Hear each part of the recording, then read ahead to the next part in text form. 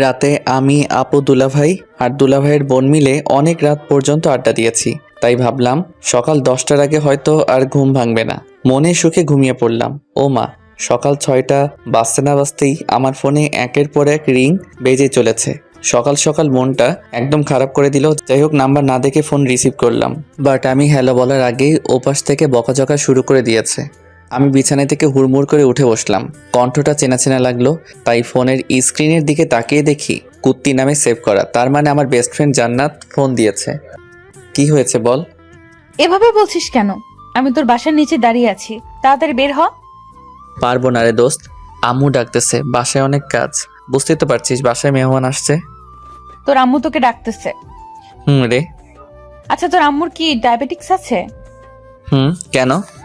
তোর আব্বুরও তো আছে, তাই না? কদিন পরে আমারও হবে।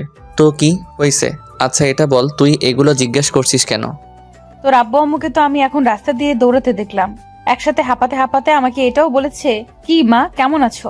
তাহলে কি আমি ভুল দেখেছি বা ভুল শুনেছি? আমি চুপ করে বসে রইলাম। শয়তান মেয়েটা বাহিরে আব্বু আম্মুকে দেখে নিয়েছে। এখন কি বলি? কি হলো, চুপ কেন? মানে হয়েছে কি? এত কিছু শুনতে চাইনি, তুই নিচে আসবি নাকি আমি উপরে আসবো? না না, তুই নিচেই থাক। আপু আসছে কালকে, আর তুই আমার সাথে যে ব্যবহার দেখাচ্ছিস যেন মনে হয় তুই আমার বিয়ে করা বউ। আচ্ছা তাহলে তুই আয়। ওকে, আসতেছি। 5 মিনিট দাঁড়া, আমি 10 মিনিটে রেডি হয়ে আসছি। গুনে গুনে আধা ঘন্টা পর বের হয়েছি। এতক্ষণ শুধু জানালার ফাঁকা জায়গা দিয়ে জান্নাতের অপেক্ষা করতে করতে কেমন ছটফট করছে এগুলো দেখলাম। নিচে নামতেই জান্নাত আমার শার্টের কলারটা চেপে ধরলো। আজ কেমন যেন জান্নাতকে একটু বেশি সুন্দর লাগছিল। জান্নাত এমনিতে বেশ সুন্দরী মেয়ে, আর আজকে তো রাগে লাল হয়ে গেছে, তাই আরো সুন্দর লাগছিল। জান্নাত বলে উঠল, কুত্তা, আমাকে এতক্ষণ অপেক্ষা করালি কেন? আর বলিস না, বাসায় দুলাভাই আসছে, এটা নিশ্চয়ই জানিস। তো বের হতে যাব, এমন সময় দুলাভাই এসে হাজির। আমাকে বলে, হ্যাঁ কোথায় যাও এত সকালে? কি করতে যাও? নানা রকমের প্রশ্নের উত্তর দিয়ে আসতে লেট হয়ে গেছে, সরি। বুঝেছি। কি বুঝলি? এই যে এত মিথ্যা কথা তো ঠোঁটের ডগায় থাকে। আচ্ছা চল, অনেক দেরি হয়ে যাচ্ছে, বেচারাটা হয়তো অপেক্ষা করতে করতে শেষ হয়ে যাচ্ছে। ওয়েট ওয়েট, এই বেচারাটাকে? ও বুঝেছি, আজকে আবার নতুন কারোর সাথে দেখা করতে যাচ্ছিস। হুম, বুঝে গেছিস তাহলে। বুঝবো না আবার? আটা ময়দা তো কম মাখিসনি। চুপ শয়তান, মূর্খামি করবি না। এগুলো হলো মেকআপ, কোনো আটা ময়দা না। হুম, জানি। আচ্ছা এটা যেন তোর কত নাম্বার রিলেশন? 16 নাম্বার।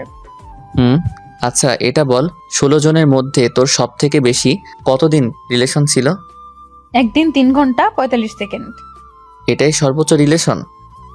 কি করব বল, যার সাথে ফ্রি ভাবে কথা বলি তার সাথে ঝগড়া শুরু করে দিই, অবশেষে রাগ কন্ট্রোল করতে না পেরে ব্রেকআপ করে দিই। কিন্তু দেখ, তোর আর আমার কতদিনের ফ্রেন্ডশিপ, আজ পর্যন্ত ঝগড়া হয়নি। কি বললি আবার বলতো? ঠিক তা না, ঝগড়া হয় ঠিক আছে, কিন্তু আমি জানি তুই কিছু মাইন্ড করিস না, তুই ওরকম ছেলেই না।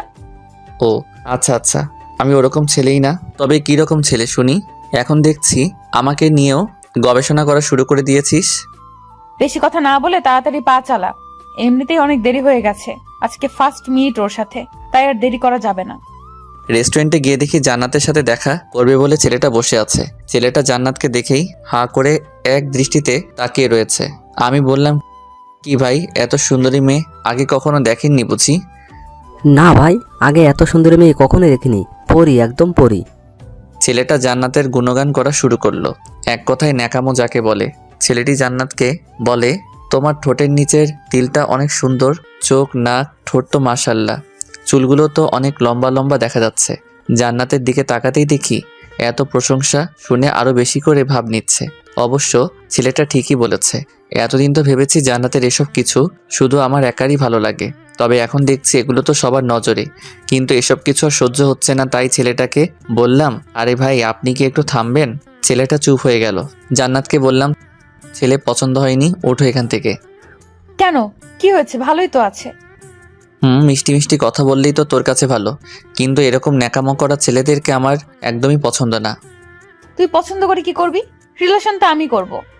ও আচ্ছা, রিলেশন তুই করবি, আমার কি তাই না? তাহলে আমাকে সকাল সকাল ঘুম থেকে তুলে এখানে নিয়ে আসলি কেন? আমাকে কি তোর বডিগার্ড পাইছিস? তোর বাপে আমাকে টাকা দিয়ে রাখছে তোর দেখাশোনা করার জন্য। আরও অনেক কথা শুনিয়ে রেস্টুরেন্ট থেকে বেরিয়ে পড়লাম। বের হতেই দেখি পিছন পিছন জান্নাতও চলে আসছে। আমি আবারও বলতে লাগলাম, কি আসতেছিস কেন? যা না পিরিত কর গিয়ে। আরও কিছু বলতে যাব কিন্তু জান্নাত আমার মুখ চেপে ধরে বলল, চুপ শয়তান, অনেক কথা শুনিয়েছিস, আর না, আর একটা কথা বললে খুন করে ফেলবো এই বলে দিলাম। আমি বললাম, হাত সরা আমার মুখ থেকে, এত পারফিউম কেউ দেয় নাকি, তাও আবার হাতে? বাপের টাকা বেশি হয়েছে তাই নষ্ট করছি, তাতে তোর কি? আমি তো ফকিন্নি, আমার বাপের টাকা নাই তাই না? আচ্ছা এটা বল, আমি 16টা ছেলের সাথে দেখা করছি, সেখান থেকে তুই কয়টায় সাথে আমার ব্রেকআপ করাইছিস? আর আমি নিচ থেকে কয়টায় ব্রেকআপ করছি? 15 বার আমি ব্রেকআপ করিয়েছি ফার্স্ট মিটেই, আর একবার আমি এসেছিলাম না, তাই সেদিন তো রিলেশন হয়েছিল, কিন্তু ঝগড়া করে পরদিনই তুই ব্রেকআপ করে দিয়েছিস। তাহলে বুঝ আমার রিলেশন তুই ব্রেকআপ করিস, তারপরও কি তোকে না নিয়ে কখনো কার সাথে দেখা করেছি? আজকে তো এমনিই তোকে একটু রাগালাম। ও আচ্ছা হুসাইন, আমার কপালে কি প্রেম নাই, নাকি প্রেমের কপাল আমার নেই, কোনটা? জানি না। ভালো ছেলে কোথায় পাবো যাকে তুই নিজে পছন্দ করে আমাকে দিবি? জানি না। আচ্ছা তুই কিন্তু ততটাও খারাপ না, আর তোকে দেখে অনেক মেয়ে ক্রাশ খায়, অনেক আগে থেকে দেখে আসছি, ভাবিস না পাম দিচ্ছি। তো তাহলে তুই আমার হয়ে যা না প্লিজ। নাকের মধ্যে একটা ঘুষি মেরে চোখা নাক ভুতা করে দিব। তুই শুধু আমার খুব ভালো একটা ফ্রেন্ড, সো ভুলেও অন্য কিছু হওয়ার চিন্তাও করবি না, কারণ আমি তোকে ওসব নজরে কখনো দেখিনি। দূর, আমি তো মজা করছিলাম। কিন্তু জান্নাতের চোখ মুখে ফুটে উঠেছে ও আমাকে পছন্দ করে, বাট ফ্রেন্ডশিপ নষ্ট হওয়ার ভয়ে কিছু বলতে পারছে না। সেদিনের মতো বাসায় চলে আসলেও মনের মধ্যে একরকমের খুঁজখুঁজ সৃষ্টি হচ্ছে, কারণ জান্নাতের সাথে আমার অনেক দিনের ফ্রেন্ডশিপ, প্রায় 4 বছরের কাছাকাছি। তবে এত লম্বা সময়ও কখনো বুঝতে পারিনি জান্নাত আমাকে ভালোবাসে। ও এত রিলেশন করতে চায় কিসের জন্য সেটা এখন বুঝতে পেরেছি। জান্নাত দেখতে চাই ও রিলেশন করলে আমি কোনো রিয়্যাক্ট করি কিনা। আমি সত্যি খুব বোকা, এতদিন পর এত বড় সত্যিটা জানতে পেরেছি। এগুলো ভাবতে ভাবতে সিঁড়ি দিয়ে উপরে উঠছিলাম, এমন সময় দুলাভাইয়ের বোন আকির সাথে ধাক্কা লাগলো। আমি খুব ভালো করেই বুঝেছি এটা হঠাৎ ধাক্কা না, আকি ইচ্ছে করে দিয়েছে। কি চোখে দেখেন না নাকি? সরি। সরি মানে? এভাবে হবে না, আপনি বলেন আমার ভুল হয়েছে, প্লিজ মাফ করে দেন। ওকে মাফ করে দিয়েছি, এবার যেতে দাও। উফ, আমি কিভাবে ক্ষমা চাইতে হয় সেটা বলছি। আমি আর কিছু না বলেই রুমে এসে দরজা লক করে দিলাম। কিছুক্ষণ পর সিগারেট খেতে ছাদে গেলাম, গিয়ে সিগারেট জ্বালিয়ে খেতে লাগলাম। এমন সময় ছাদে আখির উপস্থিতি টের পেলাম। পিছন ফিরে দেখি সত্যি আখি দাঁড়িয়ে আছে। আপনি সিগারেট খান? কেন, চোখে দেখেন না? খাবেন নাকি? খাবো, কিন্তু কোথাও পাই না, তাই খেতেও পারি না। আজ যখন হাতের কাছে পাইছি তখন আর ছাড়ছি না। ওকে আসো, খেয়ে নাও। আখির হাতে সিগারেট ধরিয়ে দিলাম। আখির হাত রীতিমতো কাঁপতে শুরু করে দিয়েছে। হইছে হইছে, আর খেতে হবে না, বুঝে গেছি তুমি কত পারবে। এই বলে আখির হাত থেকে সিগারেটটা নিয়ে আমি খেতে লাগলাম, আর ওর দিকে তাকিয়ে হাসতে থাকলাম। রাগে আখির চোখ মুখ লাল হয়ে গেছে। হঠাৎ করেই আমার হাত থেকে সিগারেট মুখে নিয়ে জোরে একটা টান মারল আখি। এরপর কি আর বলবো, 80 বছরের বুড়ার মতো কাশতে শুরু করলো। কাশতে কাশতে শ্বাস নিতেও পারছে না। আমাকে বলে, আপনি এগুলো খান কেমন করে? শয়তান, আগুন দেখে ভয় পায় আর আগুন মুখে নিয়েছো, তাহলে তো এরকম হবেই তাই না? কি আমাকে শয়তান বললেন? আমি কখন তোমাকে শয়তান বললাম? আপনার কথাই বুঝে নিয়েছি। ও তাই বুঝি। আমি আজকেই ভাইয়াকে বলে দেব আপনি সিগারেট খান। তোমার ভাই আমার সাথে বসে সিগারেট খায়, ওকে? আর তুমি যে একটু আগে সিগারেট টানছিলে ওইটা আমি ভিডিও করে রেখেছি। এমনকি তুমি শুরু থেকে শেষ পর্যন্ত যা কিছু বলেছো বা করেছো সব ভিডিও করা শেষ। তখন আখি নিজেরই মাথার চুল টানতে টানতে নিচে চলে যায়। আমি আবার মনের সুখে সিগারেট টানতে থাকলাম। এমন সময় কুত্তিটার ফোন, সরি জান্নাতের ফোন। 8-9 বার ফোন দেওয়ার পর রিসিভ করলাম। হ্যালো, কি হয়েছে বল? এমন ভাবে কথা বলছিস কেন? ওকে বাবা, সরি, এবার বলেন। ফোন ধরতে লেট করলি কেন? বাথরুমে ছিলাম তাই। একটা অসাধারণ মিথ্যা কথা বললাম। ও, তোর বাসার ছাদেও বুঝি বাথরুম আছে? মনে তো হয় নেই। তাহলে কি ছাদের এক কর্নারে বসে পড়েছিলি? ফালতু ফালতু কথা রাখ। আমি বাসার ছাদে, এটা তোকে কে বলেছে? সেদিনের মতো আজকেও কি বাসার সামনে এসে হাজির হইছিস? আমার বইয়ে গেছে তোর বাসার সামনে গিয়ে তোকে চেক করতে যেতে দিব। তোকে ফোনে না পেয়ে আন্টিকে ফোন করেছি, আন্টি বললো তুই নাকি ছাদে হাওয়া খাচ্ছিস। হাওয়াই তো খাচ্ছি। তবে কোন হাওয়া খাচ্ছি সেটা তো আর আম্মু জানে না। আচ্ছা তুই কি বলবি যেন? আচ্ছা হুসাইন, মেয়েরা কোন কালারের শাড়ি পরলে তোর ভালো লাগে? অবশ্যই নীল। তবে তুই এগুলো শুনে কি করবি? কিছু না, তাহলে তোর নীল শাড়ি পছন্দ। খুব পছন্দ। আচ্ছা আজকে বিকালবেলা ফোন দিলে লেকের পাড়ে চলে আসিস একটু। ফ্রি থাকলে আসবো। তোর আবার কি কাজ? আসতে বসে আসবি, বেশি বকবক করবি না। ওকে। নিচে চলে আসলাম। আমার রুমে কেমন যেন রুমটা অগোছালো হয়ে আছে।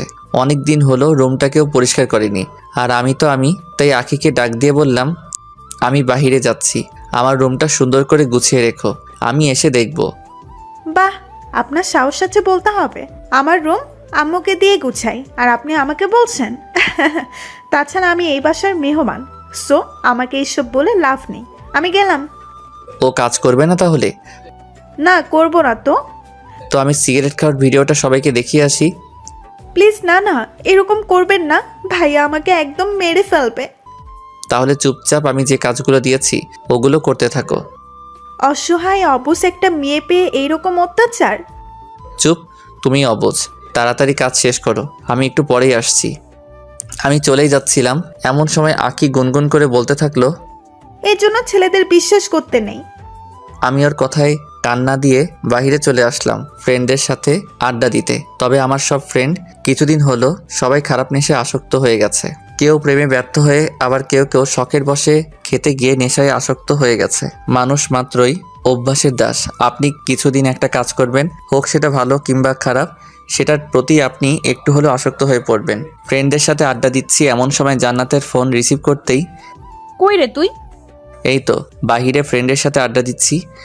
তাড়াতাড়ি লেকের পাড়ে চলে আয়। আমি বাইক নিয়ে 5 মিনিটের মধ্যে লেকের পাড়ে পৌঁছে দেখতে পেলাম জান্নাত নীল শাড়ি পরে বসে আছে। জান্নাতকে দেখতে এতটাই সুন্দর লাগছিল যে আমি বাইক সহ মাটিতে পড়ে গেলাম। এটা দেখে জান্নাত হাসতে শুরু করে দিল। ওর হাসি দেখে আমার চোখ কপালে উঠে গেল। মানুষ এতটা সুন্দর করে হাসতে পারে জানা ছিল না। আমি বাইকটা তুলে হাত পা থেকে ধুলাবালি সরিয়ে জান্নাতের কাছে যেতে লাগলাম। যত কাছে যাচ্ছি ততই যেন বুকের ভিতর ঝড় উঠে যাচ্ছে। জান্নাতের পাশে বসে কোনো কথা না বলে এক দৃষ্টিতে জান্নাতকে মন ভরে দেখছি। কি হলো, এভাবে কি দেখছিস? তোকে দেখছি। ঠিক তখনই হালকা হিমেল হাওয়া বাতাসে জান্নাতের চুলগুলো আমার মুখের উপর আছড়ে পড়ল। জান্নাতের চুলের মাতাল করা সুঘ্রাণ আমাকে এক প্রকার পাগল করে দিচ্ছিল। আমি জান্নাতকে বললাম, আমি যদি এখন জ্ঞান হারিয়ে ফেলি তাহলে আমাকে একটু কষ্ট করে বাসায় দিয়ে আসিস তো। অবশ্যই। আর তুই আমার দিকে এভাবে ড্যাব ড্যাব করে তাকাবি না, আমার লজ্জা লাগে। এই বলে জান্নাত ওর হাত দিয়ে আমার চোখ দুটো ঢেকে দিল। কিছুক্ষণ এভাবে জান্নাতের পাশে চুপচাপ বসে থাকার পর জান্নাত বলে উঠল, কুত্তা, তোর কি আজকের দিনের কথা একটুও মনে নেই? আজকে কি যেন? আজকের এই দিনে তোর সাথে আমার পরিচয় হয়েছিল। গত 4 বছর আগে তোর ওয়ালেট হারিয়ে গিয়েছিল, আমি তোর ওয়ালেট খুঁজে দিয়েছিলাম। সেই দিন থেকেই আমাদের এতদিনের ফ্রেন্ডশিপ। তোর কি এগুলো কিছুই মনে নেই? আমি মাথা চুলকাতে চুলকাতে বললাম, হ্যাঁ আছে তো। বাল আছে। পচা কথা বলবি না। আচ্ছা এখন আমার যেতে হবে, আমি আজ উঠি। এত সহজে তো ছাড়ছি না। আজকে আমাদের ফ্রেন্ডশিপের 4 বছর পূর্ণ হলো, এজন্য তোকে আজ রেস্টুরেন্ট নিয়ে খাওয়াবো, যত পারিস পুরোটাই আমার ট্রিট। তাই? তাই এবার চল তো। না রে, আমার আজ সময় নেই। তোকে একটা চিরকুট দিব, এটা বাসায় গিয়ে খুলবি। আমি চিরকুট নিয়ে পকেটে যত্ন সহকারে রেখে দিয়ে বললাম, এবার চল। জান্নাত তখন আমার হাতে একটা ঘড়ি পেরিয়ে দিচ্ছে আর বলছে, ঘড়িটা আমি অনেক পছন্দ করে কিনেছি। ভেবেছি ঘড়িটা এমন একজনকে দিব যাকে আমি কখনো ভুলতে চাই না। তাকে ঘড়িটা দিলে সে একটু হলেও আমার কথা মনে রাখবে। আমি চুপচাপ জান্নাতের দিকে তাকিয়ে তাকিয়ে দেখছি কি সুন্দর ঠোঁট নাড়িয়ে কথা বলে। আমি বললাম, তোর জন্য তো কিছু আনতে পারিনি। তুই যেখানে এসেছিস সেটাই অনেক। তাই? আচ্ছা প্লিজ রেস্টুরেন্টে চল না। আমার বাসায় যেতে হবে, আমি গেলাম। এই বলে জান্নাত উঠে চলে যেতে লাগলো। আমি সেখানেই মন খারাপ করে চুপচাপ বসে রইলাম। কিছুক্ষণ পর আমার কাঁধে কে যেন হাত রেখেছে অনুভব করলাম। পিছন ফিরে দেখি জান্নাত। তুই তুই এখানে কি করিস? তোর তো বাসায় থাকার কথা। বাবা, এত রাগ? এতটাই রাগ, বাট আফসোস এই রাগ ভাঙানোর মানুষটা পেলাম না। কেন, আমি আছি কি করতে? আমার রাগ উঠার কারণটাই তো তুই। ও আচ্ছা, আগে জানতাম না, এখন বুঝিয়ে দিলি। ওকে, আমি সত্যি সত্যি চলে যাচ্ছি। জান্নাত আবারও চলে যাচ্ছিল।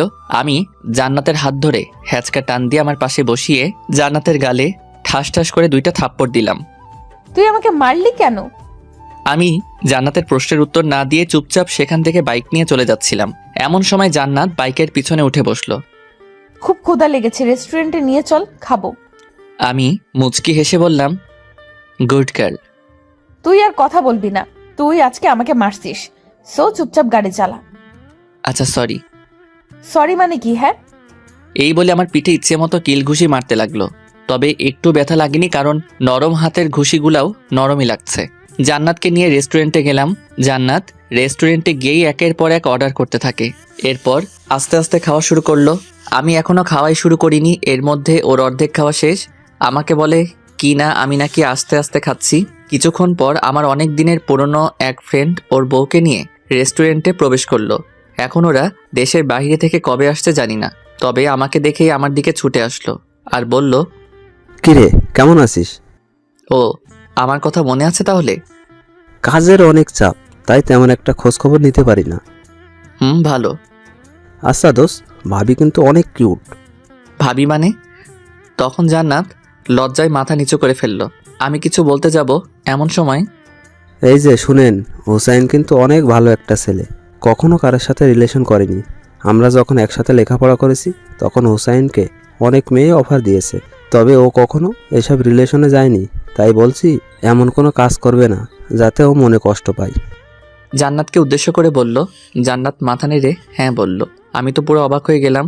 আমার ফ্রেন্ডের সামনে এমন ভাব নিচ্ছে যেন সত্যি সত্যি ও আমার বিয়ে করা বউ। আচ্ছা থাক, পরে দেখা হবে, আজ একটু কাজে এসেছিলাম এখানে। আর জান্নাত, আপনাকে নীল শাড়িতে অনেক সুন্দর দেখাচ্ছে। ধন্যবাদ ভাইয়া। আমি ফ্রেন্ডকে বললাম, হয়েছে হয়েছে, আর চোখ লাগাতে হবে না। তখন ফ্রেন্ড ওর বউকে নিয়ে হাসতে হাসতে চলে গেল। আমি জান্নাতকে বললাম, এটা কি হলো? তুই ওকে বললি না কেন তুই আমার জাস্ট ফ্রেন্ড? বারে, আমি বলতে যাব কেন?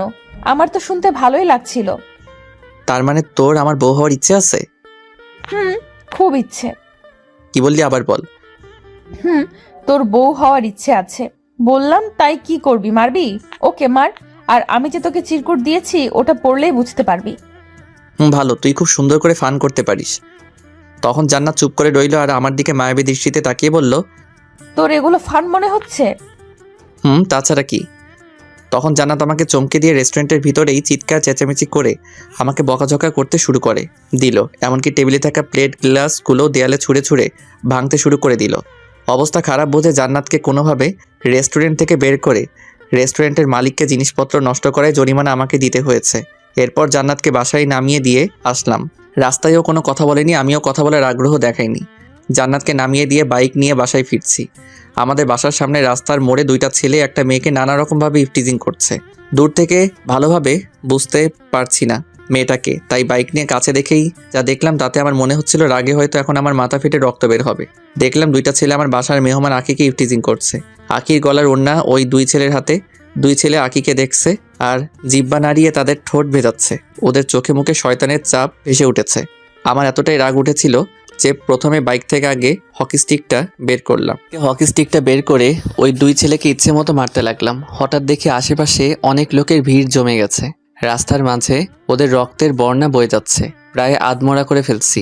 সেদিন আর কিছু করলাম না। আখিকে নিয়ে বাসায় আসলাম। বাসার সামনে এসে বাইক থেকে নেমে দেখি আখির চোখে পানি। আমি এটা আগে খেয়াল করিনি। তখন আমি নিজ হাতে আখির চোখের পানি মুছে দিয়ে বললাম, দূর পাগলি, এই সামান্য বিষয় নিয়ে কেউ বাচ্চাদের মতো কান্না করে নাকি? এই কথা বলার সাথে সাথে আবারও কান্না জুড়ে দিল। এখন আমরা বাসার সামনে, তুমি যে এত কান্না করছো কেউ দেখলে বলবে আমি তোমাকে মেরেছি। প্লিজ কান্নাটা থামাও, কিছুই তো হয়নি, আমি তো আছি তাই না? চোখের পানি মুছে ফেলো। আপনি মুছে দেন। কি আর করার, আমি সবকিছু ঠিকঠাক করে আখিকে নিয়ে বাসায় ঢুকলাম। বাসায় ঢুকতে আপুর সাথে দেখা। কই গিয়েছিলি হুসাইন? এই তো একটু বাহিরেই। ও আচ্ছা, শোন, এখন আর বাহিরে যাওয়ার দরকার নেই। কেন, কি হয়েছে? শুনলাম বাহিরে নাকি একটা ছেলে একাই 2জন ছেলেকে এমন মারছে যে তাদেরকে আমাদের এই হসপিটালে রাখিনি, অন্য জায়গাতে নিয়ে যেতে হয়েছে। ও আচ্ছা তাই।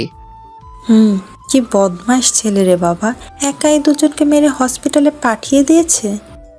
এই কথা শুনে আখি উহু করে হেসে ফেলল। আপু আখিকে বলল, কি হয়েছে, তুমি হাসলে কেন? কিছু না, এমনি। আপু, আর আমার তো রক্ত দেখলেই ভয় লাগে। কি, তোর রক্ত দেখলে ভয় লাগে? খুব ভয় করে।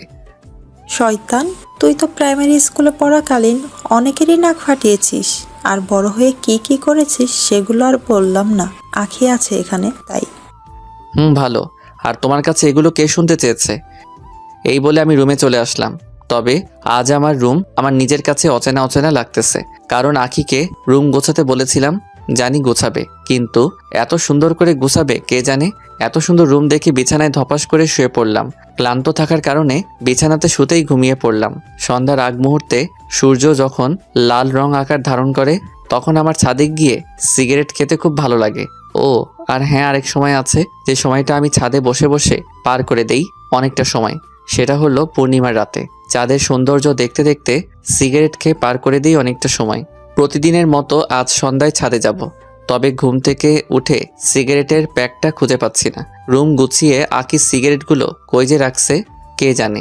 আমার অনেক রাগ আর অনেক সাহসী মানসিকতাও আছে, তবে আমার কোনো জিনিস কেউ না বলে নিলে, সেটা আর ফেরত আনতে না পারলে, বা কোনো জিনিস অনেক খোঁজাখুঁজি করার পরও যদি না পাই, তাহলে রাগে এক প্রকার কান্না করে দেই। তো অনেক খোঁজাখুঁজির পর আমার বিছানার পাশের টেবিলে কেমন যেন অনেকগুলো জিনিস একসাথে প্যাক করে রাখা। প্যাকিংটা খুলতে আমার 5 মিনিট লাগছে। ওইটার ভিতরে দেখতে পেলাম সিগারেট রাখা। উফ, তখন আমার মনে আনন্দের অনুভূতি সৃষ্টি হলো। আমি দ্রুত গতিতে সিগারেট খুঁজতে লাগলাম, তবে 7-8টা প্যাক ছিল, কোনোটাতেও একটা সিগারেটও পেলাম না। সব খালি করে রেখে দিয়েছে বদমাইশটা। প্যাকটার কাছে একটা চিরকুট পেলাম, যেটাতে লেখা, সিগারেট এমন এক জিনিস যার গায়ে তার বদনাম লেখা থাকে, তাই এগুলো খাওয়া ছেড়ে দিন। জানি এত সহজে ছাড়বেন না, তাই সিগারেটগুলো ফেলে দিয়ে খালি প্যাক রেখে দিয়েছি। উফ, এখন কেমনটা লাগে আখিকে পরে দেখে নিব। বিছানার নিচে আলাদাভাবে সিগারেট থাকে, সেখান থেকে সিগারেট নিয়ে ছাদে চলে আসলাম। ছাদে গিয়ে সিগারেট খেতে খেতে ভাবলাম, অনেকক্ষণ তো হয়ে গেল, এখনো পর্যন্ত জান্নাতের ফোন আসেনি, কি হয়েছে। তাই আমি নিজেই জান্নাতকে ফোন দিলাম। ফোন দিতেই রিসিভ করে ওপাশ থেকে মহিলা কণ্ঠী কেউ একজন বলে উঠল, কাকে চাই? আমি বুঝে ফেললাম এটা জান্নাতের আম্মু, মানে আন্টি ফোন রিসিভ করেছে। তবে জান্নাতের ফোন তো আন্টির কাছে থাকার কথা না। যাই হোক, আন্টিকে বললাম, আমি হুসাইন, জান্নাত কোথায়? ওহ বাবা, তুমি? হুম। জান্নাত কোথা থেকে যেন এসে রাগের মাথায় আমার ঘুমের ওষুধ খেয়ে ঘুমিয়ে পড়েছে, এখনো পর্যন্ত ওঠার নামই নেই। মানে কি, ও ওইসব খেয়েছে কেন? সেটা জানার জন্যই তো তোমাকে ফোন দিব ভেবেছি, তবে জান্নাতের ফোনের কিছু বুঝি না, তাই অনেক চেষ্টা করার পরও ফোন দিতে পারছি না। এরপর তুমিই ফোন দিলে। ও আচ্ছা, জান্নাতের এখন কি অবস্থা? আমি কি আসবো? না থাক, 2টা ঘুমের ওষুধ খেয়েছে, সমস্যা নেই, একটু পরেই ঘুম ভেঙে যাবে, তুমি চিন্তা করো না। আচ্ছা আন্টি, ওর ঘুম ভাঙলে আমাকে ফোন দিতে বলবেন। ওকে। ফোন রেখে ভাবতে লাগলাম, জান্নাত হয়তো আমাকে অনেক দিন থেকেই ভালোবাসতো, তবে কখনো বলেনি। তাই আমি আমাদের ফ্রেন্ডশিপ শেষ করে দিব, মানে জান্নাতের সাথে রিলেশনে যাব। সিগারেট শেষ করে নিচে চলে আসলাম। রাতে খাবার খেয়ে বিছানায় শুয়ে শুয়ে ফেসবুক চালাচ্ছি। এমন সময় আমার দরজায় কে যেন নক করলো। আমি বললাম, দরজা খোলা আছে, ভিতরে আসতে পারেন। দরজা খুলে আখি রুমে প্রবেশ করলো। আখির হাত দুটো পিছনে, আমার সামনে এসে বলল, আচ্ছা, আপনাকে কিছু কথা বলবো, আপনার কি শোনার মতো টাইম হবে? অবশ্যই, আপনি বলেন। আপনাকে আমার প্রথম দেখাতেই ভালো লেগেছিল, এরপর ধীরে ধীরে আপনার প্রেমে পড়ে গিয়েছি। এখন সবসময় আপনার কথাই ভাবি। সত্যি বলতে আপনাকে আমি প্রচুর ভালোবেসে ফেলেছি। দেখো আখি, এটা কখনোই সম্ভব না। এত কিছু জানি না, আপনাকে ভালোবাসি এটাই জানি। এই বলে হাত বাড়িয়ে ফুল দিল। আমি ফুলটা নিয়েছি, কারণ হলো ফুল তো কোনো দোষ করেনি। আখি হাসতে হাসতে আমার রুম থেকে চলে গেল। ঠিক তখন মনে পড়ল, জান্নাত আমাকে একটা চিরকুট দিয়েছিল, ওইটা প্যান্টের পকেটে রেখেছি। পকেট থেকে চিরকুটটা বের করে পড়তে শুরু করলাম। চিরকুটটা ছিল এমন, দেখ হুসাইন, আমি তোকে অনেকদিন থেকেই ভালোবাসি। যদিও তোর কাছে এটা শুধুমাত্র ফ্রেন্ডশিপ, তবে আমার কাছে না, কারণ আমি তোকে ভালোবাসি, আর ভালোবাসি বলেই তোকে দেখিয়ে রিলেশন করতে চেয়েছি, যাতে তুই আমার প্রতি একটু সিরিয়াস হবি, এটা ভেবে। তোকে ভালোবাসি এটা অনেকদিন থেকেই বুকের মধ্যে চেপে রেখেছি, তবে আর পারছি না। বিশ্বাস কর, তোকে 1 মিনিটের জন্য আমার ভাবনা থেকে সরাতে পারি না। খুব ভালোবাসি রে তোকে, আর তোকে না পেলে আমি কি করব নিজেও জানি না। আরও অনেক কিছু লেখা ছিল। এখন আমি তো পড়ে গেলাম বিপদে। 2 নৌকার এক মাঝি কখনো হয় না। হতো যদি আমি প্লে বয় হতাম, বাট আমি অমন না। কি করব কিছু বুঝতে পারছি না, মাথায় কাজ করছে না। অনেকটা সময় চলে গেল, এখনো পর্যন্ত জান্নাতের কোনো ফোন পেলাম না। এখন রাত 4টা বাজে, আর ভালো লাগছে না, তাই বাইক নিয়ে বেরিয়ে পড়লাম জান্নাতের বাসার উদ্দেশ্যে। 10 মিনিটে পৌঁছেও গেলাম। জান্নাতের বাসার সামনে দাঁড়িয়ে জান্নাতকে ফোন করতে থাকলাম। 10-12 বার ফোন দেওয়ার পর জান্নাত ফোন রিসিভ করলো। হ্যালো। কি হয়েছে বলেন? আমার কিছু হয়নি, কিন্তু তোর কি হয়েছে? তুই নাকি ঘুমের ওষুধ খাইছিস। তো আপনার কি? আমার কি মানে? আর তুই আমাকে আপনি করে বলছিস কেন? তাহলে কি বলবো? আচ্ছা দেখেন, আমার আপনার সাথে কথা বলতে ভালো লাগছে না, সো বাই। ভালোভাবে কথা বলছি, ভালো লাগে না? নিচে নাম, কথা আছে। পারবো না। এই বলে ফোন রেখে দিল। হঠাৎ জান্নাতের এতটা চেঞ্জ আমার কেমন যেন সহ্য হচ্ছিল না, তাই ওদের বাসার ভিতরে গেলাম। দরজা নক করতেই আন্টি দরজা খুলে দিল। বাবা তুমি আসো, ভিতরে আসো। আমি ভিতরে প্রবেশ করলাম। আচ্ছা হুসাইন, জান্নাত কাউকে কি ভালোবাসে বা প্রেমে ব্যর্থ হয়েছে? তুমি তো ওর বিষয়ে সব জানো। আরে না, তেমন কিছু না। জানোই তো, মেয়েটা আমার অনেক জেদি।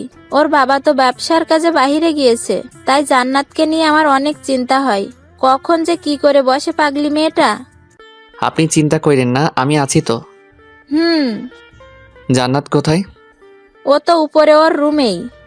আমি উপরে গিয়ে জান্নাতের দরজাতে নক করলাম, বাট কোনো সাড়া শব্দ পেলাম না। আমার ডাকাডাকিতে আন্টিও নিচ থেকে চলে এলো। আন্টিও অনেক ডাকাডাকি করলো, কিন্তু কোনো কাজ হলো না। জান্নাত কিছুতেই দরজা খুলছে না। রাগ থাকা ভালো, কিন্তু এতটা রাগ মোটেও ভালো না। আমি সেখান থেকে মন খারাপ করে বাসায় চলে আসলাম। বাসায় এসে নিজেকে পাগল পাগল লাগতেছিল। আমি এজন্য আমার লাইফে কারোর সাথে রিলেশন করিনি, কারণ আমি জানি রিলেশনে সুখের চেয়ে দুঃখের পরিমাণটাই বেশি হয়। কেউ যদি জাস্ট একবার মন থেকে 3-4 বছর রিলেশন করে, সেই প্রেমে ব্যর্থ হয়, তাহলে তারা জীবনটা নষ্ট করতে 1 মিনিটও ভাবে না। ছোটবেলা থেকে যেই ভয়টা পেয়ে এসেছি, আজ সেটাই হলো আমার সাথে, কারণ আমি জান্নাতকে ভালোবেসে ফেলেছি। কোনো এক কবির কথা, একটা ছেলে মেয়ে কখনো ভালো বন্ধু হতে পারে না, কোনো না কোনো সময় প্রেমে পড়বেই।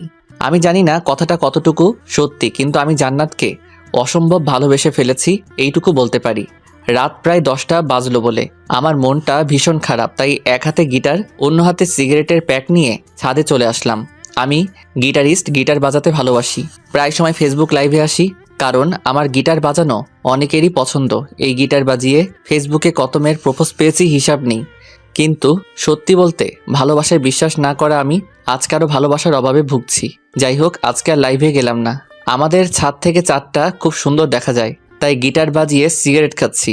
এমন সময় ছাদে আঁখি আসলো, তখন মাথাটা পুরো গরম হয়ে গেল। এমনিতেই মন ভালো না, এখন এসে ন্যাকামো করবে, বলবে সিগারেট খেও না, এই কইরো না ওই কইরো না, বিরক্তিকর। মেহমান বলে কিছু বলতেও পারি না, দাঁত কামড়ে রাগটা আটকে রাখি। আঁখি এসে ঠিক আমার সামনে বসলো। চাঁদটা ঢেকে দিয়ে, সামনে থেকে সরে বসো, চাঁদ দেখতে দাও। চাঁদ দেখতে হবে না, এখন থেকে আমিই তোমার চাঁদ। তখন আঁখি আবারও বলল, আমি থাকতে তোমার কোনো চিন্তাই নেই। তুমি একবার পড়ো, 1000 বার পড়ো, আমি তোমাকে তুলে নেব। এখন আপনারাই বলেন, এরকম ন্যাকামো কি সহ্য করা যায়? এমনিতেই অনেক ডিপ্রেশনের মাঝে আছি। যদি এতই ভালোবাসতে তাহলে পড়তেই দিতে না। হয়েছে হয়েছে, ন্যাকামো রাখো আর আমার সামনে থেকে সরে বসো। না শুনলে কি করবে? কি করব শুনবা? বলো। তোমাকে ছাদ থেকে ধাক্কা দিয়ে নিচে ফেলে দিব। কি বিশ্বাস হয় না? এই বলে আমি চেয়ারে একটু নড়ে চড়ে বসলাম। আঁখি ভয় পেয়ে হুড়মুড় করে সেখান থেকে উঠে অন্য জায়গাতে চলে গেল। আঁখি দূর থেকে বলল, আপনি এমন কেন? কেমন? খুব পচা আপনি, শুধু শুধু ভয় দেখালেন। শুধু শুধু না কাছে আসলেই বুঝবা, শুধু শুধু নাকি সত্যি সত্যি। আঁখি আর কিছু না বলে নিচে চলে গেল। বেচারিটা হয়তো অনেক ভয় পেয়েছে। আঁখি চলে যাওয়ার পর আবারও সেই ডিপ্রেশন মোডে চলে গেলাম। তাই নিচে রুমে চলে আসলাম, কিন্তু কিছু ভালো লাগছে না। আমার এক ফ্রেন্ড বলেছিল ও নাকি কি যেন এক নেশা করে, যেটা একবার খেলে নাকি অনেক সময়ের জন্য সব কষ্ট ভুলে থাকা যায়। জীবনের প্রথমবার নেশার জগতে পা রাখতেছি। সেই ফ্রেন্ডকে ফোন দিয়ে বুঝিয়ে বললাম, ওগুলা আছে? আছে। কেন? খাবো। ওকে ব্রাদার, চলে আয়। আম্মুর 1000টা বারণ থাকা সত্ত্বেও বাইক নিয়ে বেরিয়ে পড়লাম। কারো কথা শুনলাম না। আম্মু অনেক বললো এত রাতে বাইক নিয়ে বের হইস না বাবা, বিপদ হতে পারে। আমি আম্মুকে জড়িয়ে ধরে বললাম কিছু হবে না, তোমার দোয়া আমার সাথে আছে তো, তাই না? এই বলে বাইক নিয়ে বেরিয়ে পড়লাম। রাস্তায় তেমন একটা গাড়ি নেই, 2-1 মিনিট পর পর মালবাহী ট্রাক যাচ্ছে, তাই বাইকের স্পিড 100-র নিচে আসতেই দেইনি। হঠাৎ করে কেমন যেন মাথা ঘুরে গেল, চোখে অন্ধকার দেখলাম, তাই বাইকের কন্ট্রোল হারিয়ে এক মালবাহী ট্রাকের নিচে চলে গেলাম। তারপর আমাকে সেখানে থাকা লোকগুলো হসপিটালে নিয়ে গিয়েছে। আমার অবস্থা খুব খারাপ, শরীর থেকে প্রচুর রক্তক্ষরণ হয়েছে। আমার বাসার লোকজনকে ফোন করে ডাকা হলো, সবাই কান্নায় ভেঙে পড়ল। বাবা মায়ের একমাত্র ছেলে, বুঝতেই তো পারছেন। হসপিটাল থেকে আমায় মৃত ঘোষণা করার পর আমাকে মর্গে পাঠিয়ে দেওয়া হয়। এগুলো কিন্তু সুস্থ হওয়ার পরে জানতে পেরেছি। আমাকে মর্গে রাখা হলো, সেদিন হসপিটালে কোনো এক অকেশন চলছিল, মানে অনুষ্ঠান, তাই আমার পোস্টমর্টেম সেদিন করা হয়নি, কাল করবে বলে জানিয়েছে। হঠাৎ করে আমার জ্ঞান ফিরে, তখন আমি মর্গে লাশ রাখার রুমেই। ডাক্তারের ভুলের কারণে আমাকে মৃত ঘোষণা করা হয়েছে। তাছাড়া সায়েন্সে এমনও ব্যাখ্যা আছে যে রোগীর রেসপন্স দুর্বল থাকার কারণে ডাক্তারদের বুঝতে সমস্যা হয়। আমার সাথে হয়তো সেটাই হয়েছে। যাই হোক, জ্ঞান ফিরে পাবার পরে আমি বুঝতেই পারছি না আমি কোথায় আছি। সাধারণত মর্গে অনেক ঠান্ডা, ফ্রিজের মতো, যাতে লাশ পচে গলে না যায়। আমার খুব ঠান্ডা লাগছে, কারণ আমার শরীরে পাতলা সাদা চাদরের মতো কাপড়টা ছাড়া আর কিছু নেই। আমি অন্ধকারে দরজা খুঁজে ধাক্কালাম, কাজ হলো না, বাহিরে থেকে লক করা। আর সেদিন হসপিটালে অকেশন থাকার ফলে গার্ডরা সব ওখানেই, কিন্তু আমি ঠান্ডায় একদম জমে যাচ্ছি। রুমটা পুরো অন্ধকার, কিছু দেখতে পাচ্ছি না। এই রুমেই অনেক লাশ রাখা আছে। আমি তাদের শরীরের চাদরের মতো কাপড়গুলো একসাথে করে আমার গায়ে জড়িয়ে নিলাম। তবে আমি তখনও বুঝিনি এটা কিসের কাপড়, হাতের কাছে যা পেয়েছি তাই কুড়িয়ে নিয়েছি। তখনও আমার মাথায় জান্নাতের কথা ঘুরপাক খাচ্ছে, আর ভাবছি কখন যে সকাল হবে। এরকম আর বেশিক্ষণ থাকলে এবার সত্যি সত্যি মরে যাব। মরে যাব। মর্গে অসহায়ের মতো ঠান্ডায় কাঁপতে কাঁপতে আবারও জ্ঞান হারিয়ে ফেললাম। সকালের আগেই জ্ঞান ফিরে পেলাম। মর্গের উপরে ছোট জানালা দিয়ে দিনের আলো দেখা যাচ্ছে। আলো দেখে আমার দেহে যেন প্রাণ ফিরে পেলাম। কিছুক্ষণ পর মর্গের এক গার্ড এসে দরজাটা খুলতেই আমি উঠে দাঁড়িয়ে তার দিকে ছুটে যাই। এটা দেখে সেই গার্ডটা ভয় পেয়ে দরজাটা আবারও লাগিয়ে দিয়ে দৌড়ে চলে যায়। ভয় পাওয়ারই কথা, কারণ মর্গে কখনো জীবন্ত মানুষ থাকে না। সো সেই গার্ডটা হসপিটালের ডাক্তার সহ আরও কিছু মানুষ নিয়ে এসে দরজাটা খুলতেই আমি আবারও দৌড়ে তাদের দিকে ছুটে গেলাম। সারা রাত অনেক ঠান্ডার মধ্যে ছিলাম, তাই গলা দিয়ে কোনো শব্দ বের হচ্ছিল না। এক ডাক্তার সবকিছু বুঝতে পেরে আমাকে তাড়াতাড়ি করে ইমার্জেন্সিতে নিয়ে গেল। সব ট্রিটমেন্ট শেষ করে আমাকে হসপিটালের এক রুমে রাখা হলো কিছুদিনের জন্য। ডাক্তার বলেছে এখানে কিছুদিন থাকলে পুরোপুরি সুস্থ হয়ে উঠবে। আব্বু ডাক্তারদের নামে পুলিশ কেস করতে চাইলে, থাক না, আমার ছেলেকে ফিরে পেয়েছি, এটাই অনেক, আমি আর কিছু চাই না। তখন ডাক্তার এসে আমাদের কাছে ক্ষমা চাইতেই আম্মু তাদের বলল, ক্ষমা চাইতে হবে না, আমার ছেলের মতো অন্য কারো ছেলের সাথে এমনটা করবেন না আর কোনোদিনও। এই আম্মু আবারও কান্নাতে ভেঙে পড়ল। আমি আম্মুকে জড়িয়ে ধরে বললাম, সব কিছু তো ঠিক হয়ে গেছে, তাহলে এখন কেন কান্না করছো? হসপিটালে সেদিন আমার আত্মীয় স্বজন সবাই ছিল, কিন্তু আমার চোখ দুটো শুধু জান্নাতকেই খুঁজে বেড়াচ্ছিল। কিন্তু সেদিন এক নজর জান্নাতকে দেখার জন্য পাগলের মতো এদিক ওদিক তাকাতাকি করতে থাকি, কিন্তু জান্নাতকে কোথাও দেখতে পেলাম না। তখন সবার সামনে হেসে দিয়েছিলাম, হাসিটা কষ্টের ছিল। এটা আর কেউ না বুঝতে পারলেও আমার পাশে বসে থাকা আখি বুঝে নিয়েছিল। সব ঠিক হয়ে যাবে। সব তো ঠিকই আছে। না, সব ঠিক নেই। আচ্ছা, কি ঠিক নেই? খুব ভালো করেই বুঝতে পেরেছি, আপনার চোখ দুটো শুধু জান্নাতকেই খুঁজে চলছে।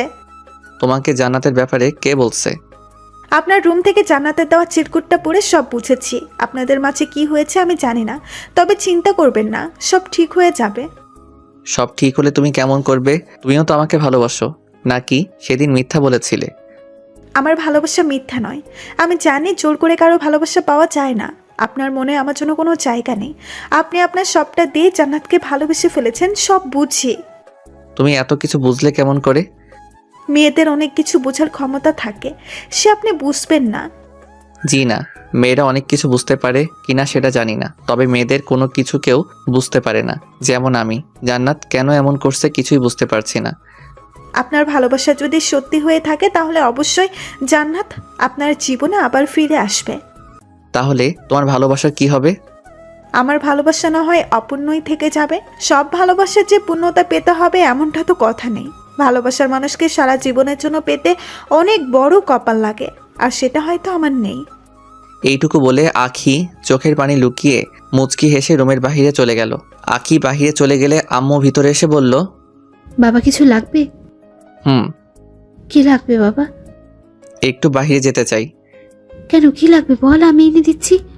সিগারেট লাগবে, এনে দিতে পারবে? আম্মু জানেই আমি অনেক আগে থেকে সিগারেট খাই। আম্মু কিছুক্ষণ চুপ থেকে বলল, তোর এই অবস্থায় কিভাবে সিগারেট দেই? প্লিজ মা, আর পারতেছি না, একটা খেলে কিছু হবে না। আচ্ছা দেখছি কি করা যায়। কিছুক্ষণ পর আখিকে দিয়ে একটা প্যাকেট ভিতরে একটা সিগারেট আর একটা ম্যাচ পাঠিয়ে দিয়েছে। এসব দেখে আখি বলে উঠল, আপনার তুলনা হয় না। আপনার আম্মুর সাথে আপনি এতটা ফ্রি আগে জানতাম না। হুম। আমি আস্তে আস্তে উঠে ওয়াশরুমে গিয়ে সিগারেট খেয়ে আসলাম। এইভাবে 2 দিন চলে গেল। ডাক্তার এসে বলল, হোসাইন ঠিক হয়ে গিয়েছে, তবে কিছু ঔষধ লিখে দিচ্ছি, ওগুলো ঠিক মতো কিছুদিন খেলে পুরোপুরি সুস্থ হয়ে উঠবে। আচ্ছা, আমার ছেলেকে বাসায় নিয়ে যেতে পারবো কবে?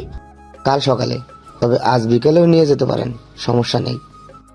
কখন বাসায় যেতে চাও বাবা? এখনই যাব। এখন যেতে পারবে না। আচ্ছা তাহলে আমরা বিকেলের দিকে বাসায় যাব। আমি মাথা নেড়ে হ্যাঁ বললাম। বিকেলের দিকে আমাকে বাসায় নিয়ে আসা হলো। সন্ধ্যার দিকে জান্নাতের কথা খুব মনে পড়ছিল। শরীরটাও তেমনভাবে ঠিক হয়নি। আমি সকল রাগ অভিমান ভুলে পায়ে হেঁটে জান্নাতের বাসার উদ্দেশ্যে বেরিয়ে পড়লাম। জান্নাতের বাসার সামনে যেতেই দেখতে পেলাম জান্নাতের রুমের লাইট অফ, কিন্তু এখন জান্নাতের রুমের লাইট অফ থাকার কথা না। আমি দরজাতে নক করার সাথে সাথে আন্টি দরজা খুলে দিল। তুমি অসুস্থ তো এত কষ্ট করে এখানে আসার কি দরকার ছিল? হসপিটালে আমাকে সবাই দেখতে এসেছিল, আপনিও ছিলেন, কিন্তু জান্নাত আসেনি কেন? ওর কি কোনো সমস্যা হয়েছে? আন্টির মুখের দিকে তাকিয়ে লক্ষ্য করলাম আন্টি কোনো কিছু আমার কাছ থেকে লুকাচ্ছে। না বাবা, তেমন কিছু না। আন্টি আমাকে নিয়ে জান্নাতের রুমে গেল। আন্টি লাইট অন করতে দেখতে পেলাম জান্নাত ঘুমাচ্ছে। তবে এটা সে আগের জান্নাত না, অনেক শুকিয়ে গিয়েছে। চোখের নিচে কালো কালো ছাপ পড়ে গিয়েছে। আমি জান্নাতের পাশে বসে জান্নাতের মাথায় হাত রাখতেই ওর ঘুম ভেঙে গেল। জান্নাত বিছানায় উঠে বসে আমাকে বলল, কেমন আছিস? ভালো। তবে তোর এই অবস্থা কেন? এমনি, ও কিছু না, বাদ দে। আচ্ছা তোকে একটা কথা বলার ছিল। বল। 2 দিন পর আমার বিয়ে, সো আমার বিয়েতে তোকে কিন্তু আসতেই হবে। আমার মাথায় যেন আকাশ ভেঙে পড়ল। ডাক্তার বলেছিল আমি যেন কোনো কিছুর চাপ না নেই। আমি নিজেকে সামলে নিয়ে বললাম, এটা কবে ঠিক হলো কিছুই তো জানলাম না। আমাকে না জানিয়ে বিয়ে ঠিক করে ফেলেছিস। আজ আমি না আসলে হয়তো আমাকে ছাড়াই বিয়েটা করে ফেলতি। আব্বুর ফ্রেন্ডের ছেলের সাথে হুট করে আমার বিয়ে ঠিক করে ফেলেছে, আমি বুঝতেও পারিনি। ও আচ্ছা, সমস্যা নেই, ওকে আমি অবশ্যই তোর বিয়েতে আসবো।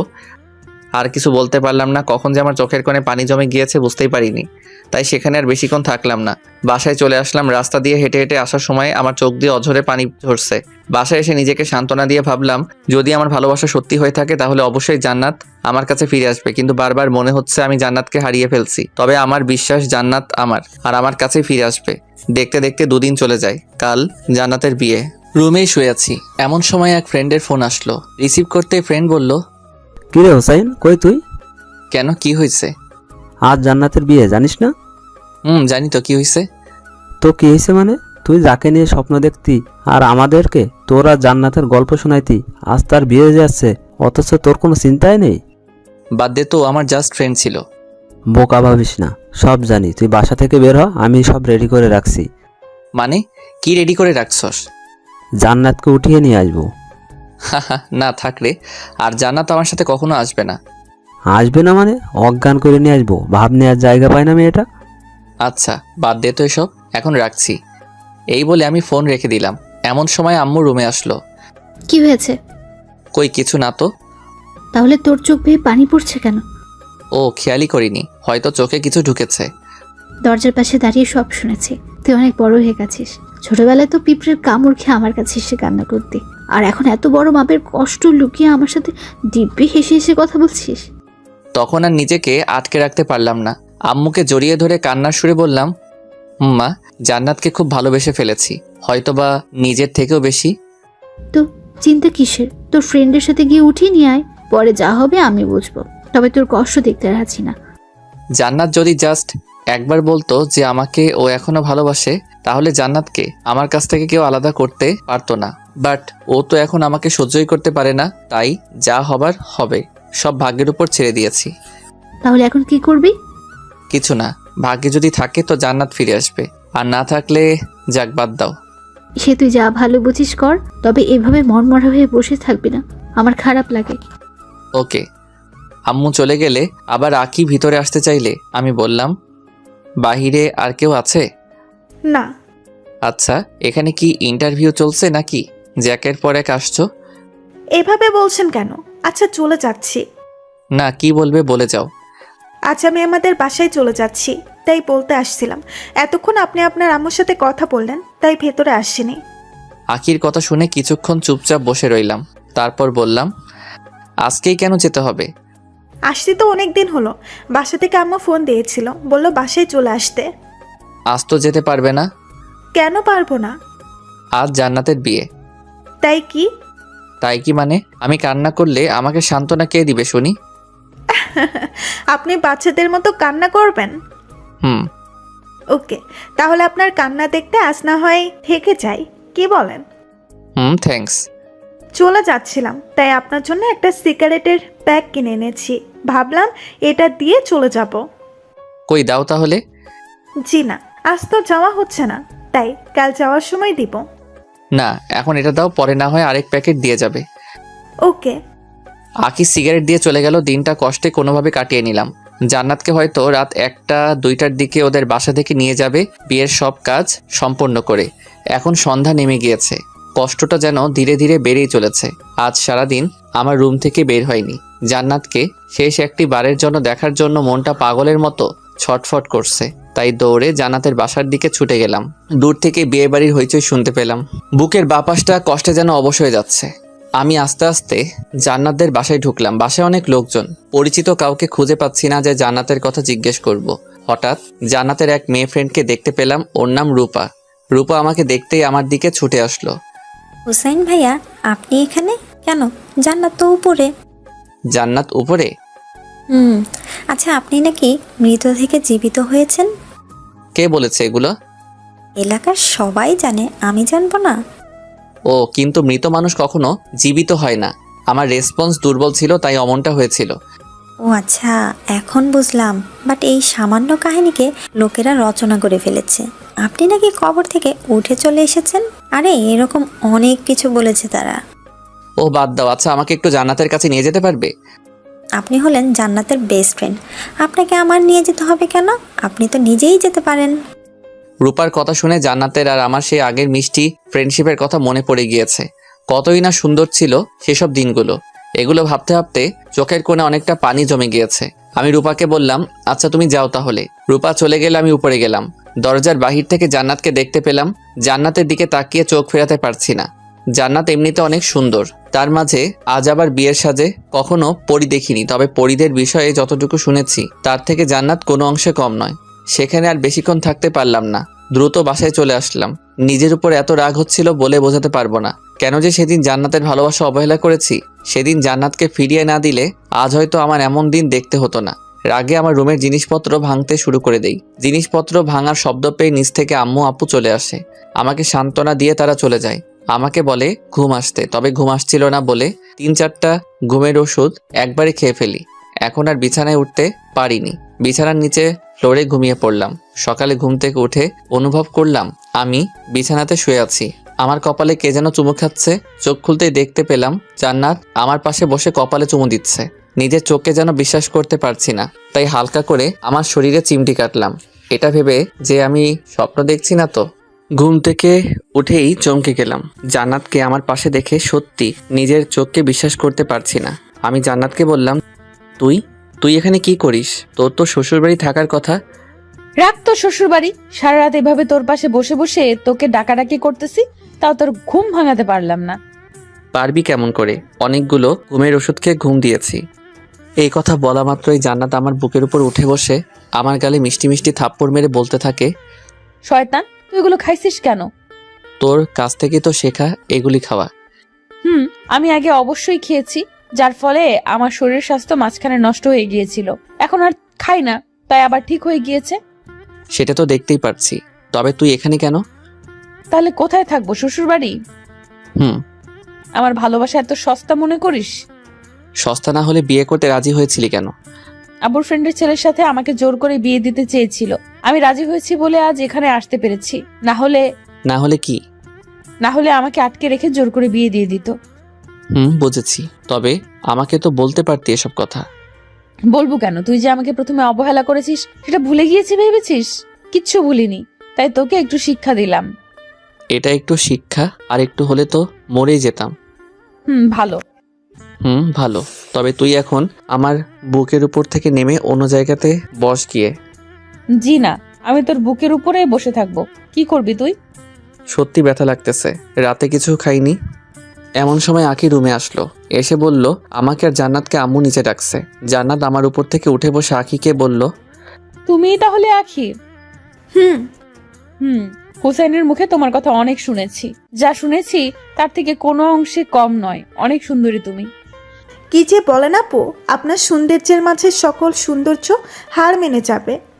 আমি এতটাও সুন্দর না। আমি হুসাইনের কাছ থেকে শুনেছি তুমি নাকি হুসাইনকে লাইক করো। আঁকি চুপ করে রইলে জান্নাত বলল, তোমাকে হুসাইনের থেকে ভালো একটা ছেলে এনে দিব। আর হুসাইন কিন্তু বেশি একটা ভালো না, ওকে আমি খুব ভালোভাবেই চিনি। তবে মন থেকে ভালোবেসে ফেলেছি, কি আর করার, তাই ছুটে চলে আসলাম। ভালোই হয়েছে, আপনাকে ছাড়া উনি অনেক কষ্টে ছিল। আপনি আসাতে ওনার মুখে হাসি ফুটেছে দেখছি। আচ্ছা আমি নিচে গেলাম, আপনারা তাড়াতাড়ি করে নিচে আইসেন। ওকে যাও, আসছি। আমি আর জান্নাত নিচে গেলাম। জান্নাত আম্মুর পায়ে সালাম করলো। আম্মু জান্নাতকে বলল, তুমি এখানে এসেছো, এটা তোমার বাসায় কি জানে? না, কেউ জানে না।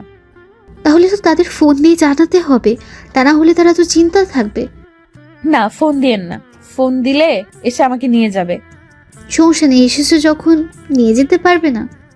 আমি জান্নাতকে বললাম, চিন্তা করো কেন, আমি তো আছি, দেখি কেমন করে নিয়ে যাই।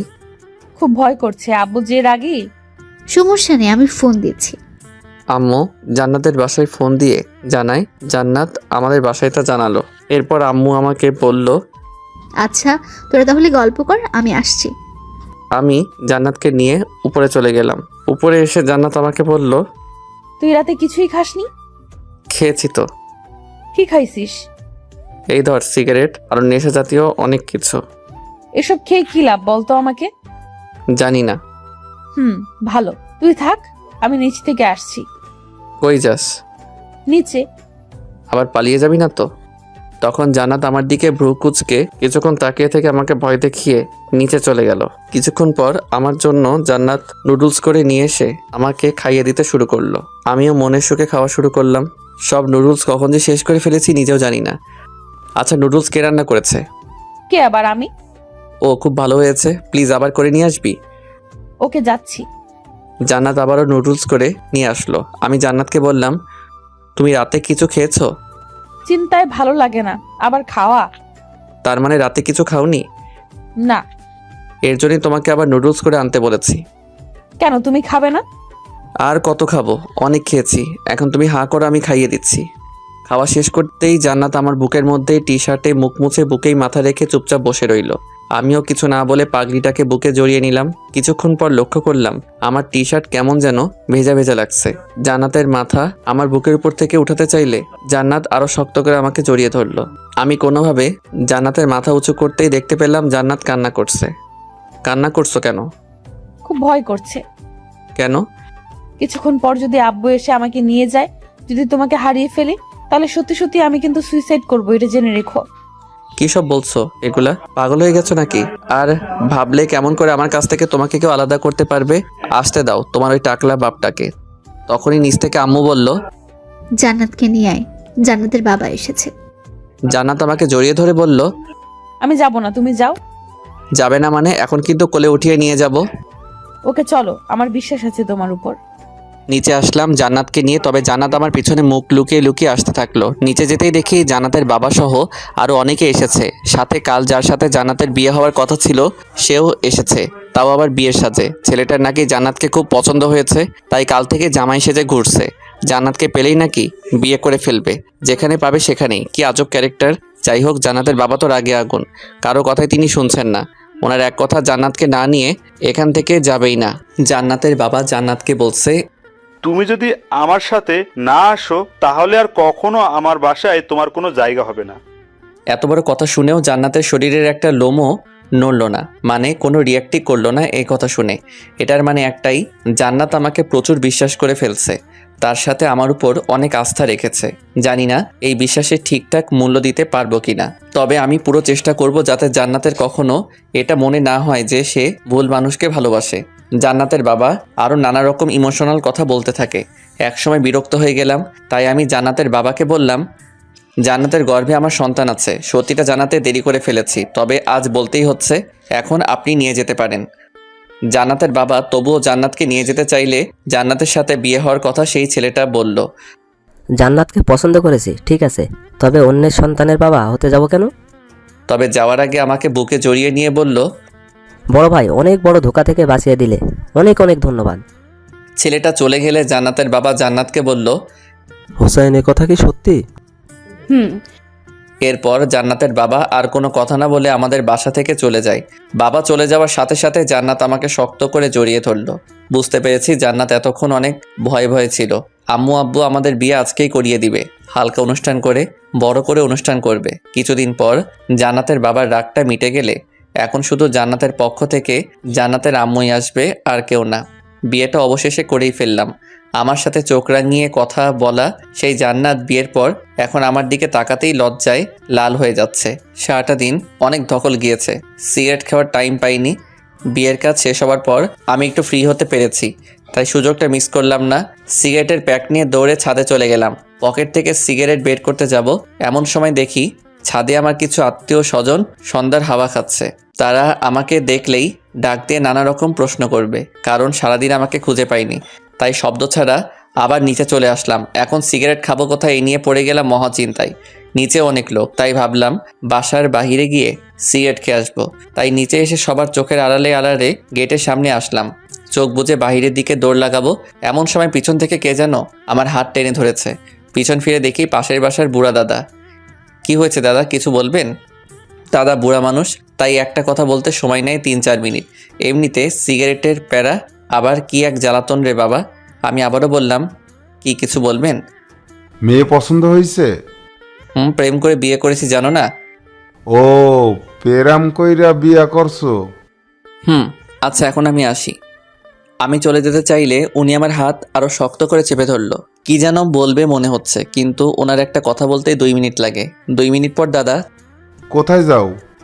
একটু বাইরে যাচ্ছি। দাদা আমার হাত ছাড়ছেই না, তবে এখন আমি সিগারেট না খেয়ে থাকতেই পারছি না। তাই আমার আশেপাশে ঘুরতে থাকা কিছু আত্মীয় স্বজনকে ডাক দিলাম। কি হয়েছে হুসাইন? দাদা বলেছে যে ওনাকে নাকি ঠিকমতো কেউ আদর যত্ন করেনি। আমার একটু বাইরে কাজ আছে, আপনারা দাদাকে ঠিকঠাক যত্নার্থী করে নিয়ে আসেন। ওনারা দাদাকে বলল, কি দাদা, লজ্জা পাওয়ার কি আছে, আসেন আমাদের সাথে। এই বলে দাদাকে ওনারা নিয়ে গেল। যাক বাবা, বাঁচা গেল। এইভাবে গেটের বাইরে পা দিব, এমন সময় পিছন থেকে আপু বলল, কই যাস হুসাইন? এই তো একটু বাইরে থেকে ঘুরে আসি। কোথাও যেতে হবে না, জান্নাত রুমে একা বসে আছে, রুমে আয়। কি আর করার, সিগারেটের অসমাপ্ত প্যারা নিয়ে রুমে প্রবেশ করলাম। রুমে গিয়ে দেখতে পেলাম জান্নাত বিছানাতে বসে আছে। আমাকে দেখেই বলে উঠল, কই গিয়েছিলে? এই তো একটু বাহিরেই। কেন? এমনি। এমনি না, নিশ্চয়ই সিগারেট খেতে গিয়েছো। ও, বুঝে ফেলেছো তাহলে। হুম। আমি তখন চুপ করে বিছানায় বসলাম। জান্নাতের কানের কাছে মুখ নিয়ে বললাম, আচ্ছা সোনা, একটা সিগারেট খেতে পারি? এত সুন্দর করে যখন ডাক দিয়েছো, তাহলে এক কাজ করো। কি কাজ?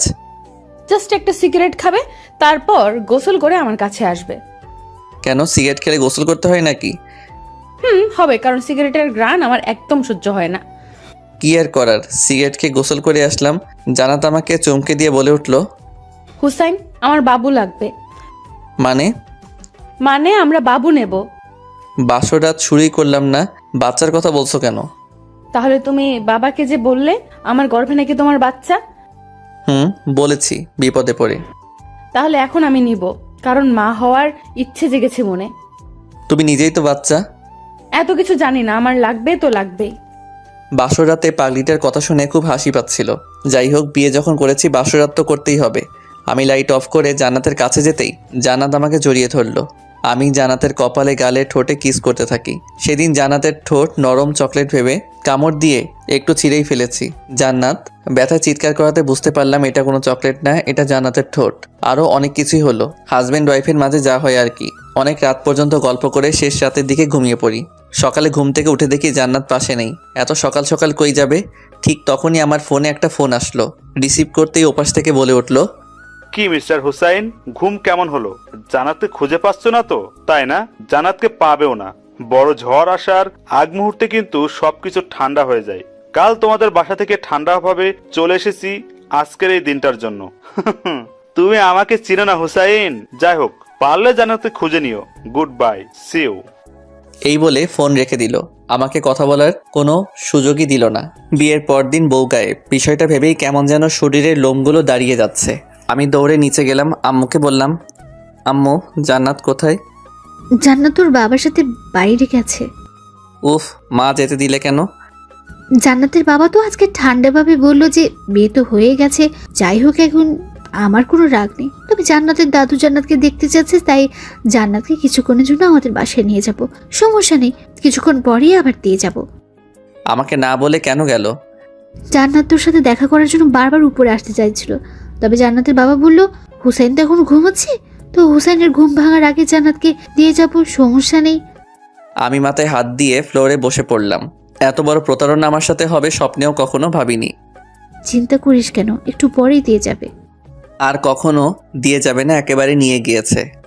কি বলিস এগুলো? আমি আর কিছু ভাবতে পারছি না। আম্মুও চুপ হয়ে গিয়েছে। বাইকটা বের করলাম, সাথে অনেক কিছু নিয়ে গেলাম, হকি স্টিক, সাথে আরও কিছু জিনিস যেগুলোর নাম বলা যাবে না। বেরিয়ে পড়লাম জান্নাতদের বাসার উদ্দেশ্যে নিয়ে। আর জান্নাতকে নিয়ে আসার সময় যে আমাকে বাধা দিবে, সোজা কথায় তাকে লাশ করে ফেলবো, সে জান্নাতের বাবা হোক বা অন্য কেউ। কারণ এত কাহিনী আর ভালো লাগছে না। জান্নাতের বাসায় এসে দেখি দরজাতে তালা ঝুলানো। আমি জান্নাতের বাবাকে ফোন দিলাম। ফোন দিতে রিসিভ করে হ্যালো বলল। মাদারচোদ, কই তুই? তোদের বাসায় তালা ঝুলানো কেন? কি সুন্দরী মেয়ে জন্ম দিচ্ছ বলে এত ভাব? এখন শুধু তোর সুন্দরী মেয়ে না, জান্নাত এখন আমার সুন্দরী বউ। আর কত বড় কলিজা থাকলে আমার কাছ থেকে বিয়ের পর দিন জান্নাতকে নিয়ে চলে গেলি? সাহস থাকলে সামনে আয়, আমি তোদের বাসার সামনে। বাবা, আমি এক গ্লাস পানি খেয়ে এসে কথা বলি। আচ্ছা বাবা, শ্বশুরের সাথে কেউ এমন আচরণ করে? তাহলে কেমন আচরণ করব? সম্মান দিয়ে কথা বলবো, তাই না? তাছাড়া কি? আমি বয়স দেখে সম্মান দেই না, চরিত্র দেখে সম্মান দেই। বিয়ের পর জান্নাতকে আমার কাছ থেকে আলাদা করে এখন সম্মান ভিক্ষা চাওয়া হচ্ছে। জামাই আমার পুরাই আগুন। ভালোভাবে বলছি, জান্নাত এখন কই আছে? ঠিকানাটা দেন, আমি গিয়ে নিয়ে আসছি। বলবো না, যা করার করো। ওকে। এই বলে ফোন রেখে দিলাম। কি করব বুঝতে না পেরে রাগের মাথায় বাইক থেকে হকি স্টিকটা বের করে জান্নাতদের বাসার জানালার গ্লাসগুলো ভাঙতে শুরু করে দিলাম। সেখান থেকে একটা কাঁচের টুকরো আমার হাতে ঢুকে যায়, সাথে সাথে অনেক রক্ত বের হতে শুরু করে দেয়। এই অবস্থায় বাইক চালাতে পারবো না, তাই এক ফ্রেন্ডকে ফোন দিলাম। এরপর ও আমাকে হসপিটালে নিয়ে গিয়ে হাতের ভিতর থেকে কাঁচের টুকরো বের করে আরও ট্রিটমেন্ট করে। অনেক হয়েছে, এবার চল তোকে বাসায় নামিয়ে দিয়ে আসি। জান্নাতকে না নিয়ে আমি বাসায় যেতে পারবো না। তাহলে এখন কি করবি? আচ্ছা, ওই টাকলার বাচ্চা মানে জান্নাতের বাবা কোথায় চাকরি করে জানিস? চিনি তো। চল তাহলে ওনার অফিসে গিয়ে খোঁজ নেই, যদি কোনো তথ্য পাওয়া যায়। তো যেই কথা সেই কাজ, ও আর আমি মিলে চলে গেলাম। জান্নাতের বাবার অফিস থেকে কোনো তথ্য পেলাম না। তারা জানায় উনি নাকি 2 দিন হলো অফিসে আসছেন না। কি আর করার, এক আকাশ পরিমাণ ডিপ্রেশন মাথায় নিয়ে বাসায় ফিরলাম। বাসায় ঢুকতেই আমার চোখ কপাল উঠে গেল, কেননা দরজাতে নক করতেই জান্নাত দরজা খুলে দিল। আমি তো পুরো অবাক, এক দৃষ্টিতে জান্নাতের দিকে তাকিয়ে রইলাম। ভেতরে আসো। আমি ভিতরে যেতেই দেখি ও মা, জান্নাতের বাবা মা সহ জান্নাতের আরও কিছু কাজিন আমাদের বাসায় আমারই রুমে বসে আড্ডা দিচ্ছে। অথচ জান্নাতকে আমি সারা শহর খুঁজে বেড়াচ্ছি। আমাকে দেখেই আম্মু বলে উঠল, বলেছিলাম না জান্নাতকে একটু পরেই দিয়ে যাবে। আমি কিছু বললাম না, কারণ রাগের মাথায় জান্নাতের বাবার সাথে অনেক খারাপ আচরণ করে ফেলেছি, খারাপ ভাষায় গালিগালাজও করেছি। ভেবেছিলাম জান্নাতের বাবা হয়তো শয়তান টাইপের মানুষ, তবে এখন বুঝতে পারলাম উনিও আমার বাবার মতোই সহজ সরল। এখন জান্নাতের বাবার কাছে ক্ষমা চাইতে হবে, কিন্তু কী ভেবে সেটা বুঝতেছি না। কেউ কিছু বোঝার আগে আমি জান্নাতের বাবার কাছে গিয়ে মাথা নিচের দিকে ঝুঁকিয়ে বললাম, আমার ভুল হয়েছে, আপনি মজা করেছেন আর আমি এটা সত্যি ভেবেছি। কারণ হলো আমাদের বিয়েটা আপনার ইচ্ছের বিরুদ্ধে হয়েছে, তাই ভেবেছি সত্যি সত্যি আপনি জান্নাতকে নিয়ে গিয়েছেন। বিয়ের পরদিন এমন কিছু হবে কল্পনাও করতে পারিনি, তাই রাগের মাথায় আপনাকে অনেক কথা শুনিয়েছি। প্লিজ আমাকে আপনার ছেলে ভেবে মাফ করে দেন। জান্নাতের বাবা তখন উঠে দাঁড়িয়ে আমার কাঁধে হাত রেখে বলল, তোমার কোনো ভুল হয়নি, ভুল তো আমার হয়েছে। জান্নাতের কথায় কাজ করে। জান্নাতকেও দাদু দেখতে চেয়েছিল বলে বাসায় নিয়ে আসছি। তুমি ঘুমাচ্ছিলে, তাই আর বিরক্ত করিনি। ভেবেছি তুমি ঘুম থেকে ওঠার আগেই জান্নাতকে রেখে যাব, কিন্তু জান্নাত বলল তোমাকে ফোন দিয়ে ওসব কথা বলে পরীক্ষা নিতে চেয়েছিল। বিশ্বাস করো, জান্নাত লিখে দিয়েছিল আর আমি ওগুলো পড়ে পড়ে তোমাকে বলেছি। আমি মনে মনে ভাবলাম জান্নাতের কাছে শয়তানও হার মেনে যাবে, এটা তো সামান্য বিষয়। ও আচ্ছা, তাহলে পরীক্ষা নিয়ে কি বুঝলেন? আমি কি পরীক্ষায় পাশ করতে পেরেছি? পাস না, তুমি 100-তে 100 পেয়েছো। জানোই তো, জান্নাত ছাড়া আমার আর কোনো ছেলে মেয়ে নেই। ছোটবেলা থেকে জান্নাতের সব ইচ্ছে পূরণ করেছি, ওর বিয়েটা আমার ইচ্ছেতে দিব বলে। কিন্তু শয়তান মেয়েটা চালাকি করে ঠিক সময় বাসা থেকে বের হয়ে তোমার কাছে চলে এসেছে। তবে তোমাকে আমার খুব পছন্দ হয়েছে।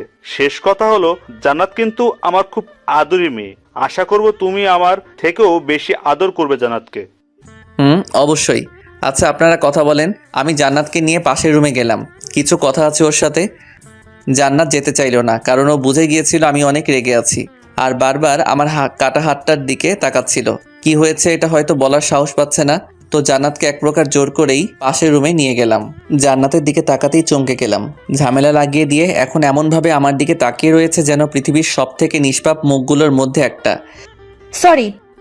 এত বড় ঝামেলা লাগিয়ে মাত্র 2 অক্ষরের সরি? তাহলে কি করতে হবে বলো? 2 টাকার মার্বেলের মতো বড় বড় চোখ করে তাকিয়ে না থেকে কাজের কথায় আসো। কাজের কথা মানে? মানে আমি রাগের মাথায় তোমাদের বাসার সব জানালার গ্লাসগুলো ভেঙে দিয়েছি। সো কি, তাড়াতাড়ি বলো। ওইগুলোর জরিমানা তুমি দিবে। জানি আমার বড়লোক শ্বশুর কিছু বলবে না, তবে আমার একটা সম্মান আছে না, তাই আমাকে ঠিক করে দিতে হবে। তুমি ভেঙেছো, তুমি ঠিক করে দাও, আমাকে বলছো কেন? ও হ্যালো, তোমার জন্য এসব হয়েছে? আমি কি তোমাকে আমাদের বাসার গ্লাসগুলো ভাঙতে বলেছি নাকি?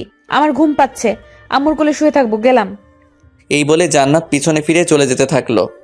এই জান্নাত, শুনো তো। ওই জান্নাতের বাচ্চা, কানে শুনিস না নাকি? ও মা, জান্নাতের তো পিছনে তাকানোর নামই নেই। দূর, চলেই গেল। ও হয়তো ভাবছে আমাকে বোকা বানিয়ে বেঁচে গিয়েছে। আমি আবারও জান্নাতকে ডাক দিতেই জান্নাত চোখ দিয়ে ইশারা করে আমাকে ওখানে যেতে বলছে। আমি ওখানে না গিয়ে রুমে এসে ভাব নিয়ে ফোনটা কানে নিয়ে বলতে থাকলাম, হ্যালো জানু, কি করছো? আচ্ছা, আজকে কোন কালারের শাড়ি পরেছো? জান্নাত এটা শোনা মাত্রই আমার দিকে দ্রুত ছুটে আসে, এসে আমার ঠিক পাশে দাঁড়িয়ে শোনার চেষ্টা করে আমি কার সাথে কথা বলছি। তখনই আমি রুমের মধ্যেই পায়চারি শুরু করে দিই। জান্নাত আমার পিছু পিছু ঘুরঘুর করতে থাকে। হঠাৎ করেই আমার হাত থেকে ফোন কেড়ে নিয়ে দেখে কেউ ফোন দেয়নি, শুধু শুধু ভাব নিচ্ছি। তখন জান্নাত আমার দিকে ভ্রু কুঁচকে তাকালো। আমি জান্নাতকে জড়িয়ে ধরে বিছানায় শুইয়ে দিলাম। তোমার নাকি ঘুম পাচ্ছে, তো এবার ঘুমাও। তোমার কাহিনী দেখে ঘুম চলে গিয়েছে। বলতে ভুলে গিয়েছি, জান্নাতের নাকটা অনেক সুন্দর লাগে আমার কাছে, কারণ ওর যখন রাগ উঠে তখন নাকটা ফুলে যায়, মনে হয় এখনই ফেটে যাবে। জান্নাতের নাক হাত দিয়ে চেপে ধরে ওর ঠোঁটে কামড় বসিয়ে দিলাম। একটু পর জান্নাত শ্বাস নিতে পারছে না বলে আমার পিঠে চড় মারতে থাকে। তখন আমি ছেড়ে দিলাম। জান্নাত হাঁপাতে হাঁপাতে বলল, আমার আমার আমার শ্বাস আটকে মেরে ফেলতে চাও নাকি? একদমই না। তাহলে এমন করলে কেন? সকালে তুমি আমাকে ঠিক এমনভাবে মেরে ফেলতে চেয়েছিলে। কি বলো এসব? আচ্ছা, কেমন করে? অক্সিজেন ছাড়া মানুষ কি বাঁচতে পারে? না।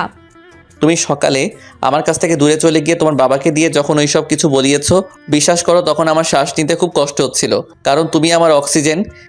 এই কথা বলার সাথে সাথে ধপাস করে জান্নাত আমাকে বুকে জড়িয়ে শক্ত করে ধরে চেপে ধরে বলল, সরি, আর কখনো এমন করব না, প্রমিস।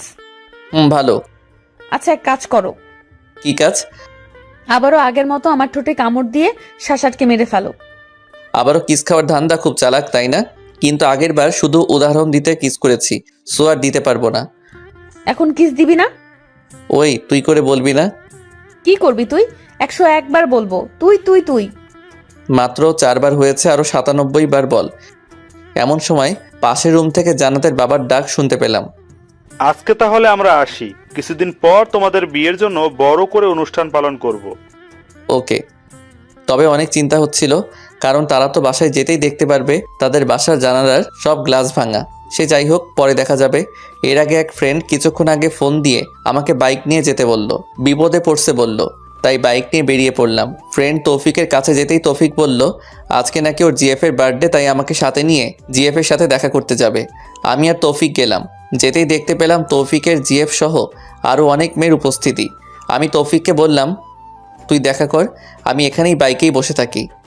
কিন্তু তৌফিক আমাকে নিয়েই গেল।